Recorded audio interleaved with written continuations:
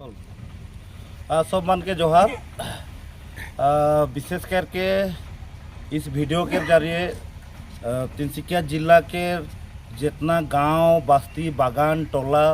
जितना मोर प्यारे आयो बाबा भाई बहन जवान ज्योति सब मान से विशेष एक वार्ता देखले खोजाते जेहेतु हमने सबे को ज्ञात आही जे आने वाला 2026 सन के 29 जनवरी 30 जनवरी 31 जनवरी और 1 फरवरी में हमनी के 21तम आदिवासी महासभा होने वाला है तिनसुकिया जिला के मार्घेटा होमस्टी के बोरगुलाई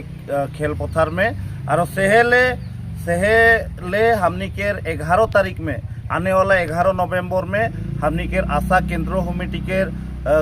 सभापति गमके रेजान हरो सम्पादक देवेन उरांग हमनी के सेंट्रल कमिटी के सब विषय बुबियामान महासभा के लेकन एक मीटिंग करे जाती व मीटिंग अनुष्ठित कराले हमनी के महासभा खेल पथारे में बोरगुला के फील्ड में। सेहेले वो मीटिंग में जाते हमनी के आशा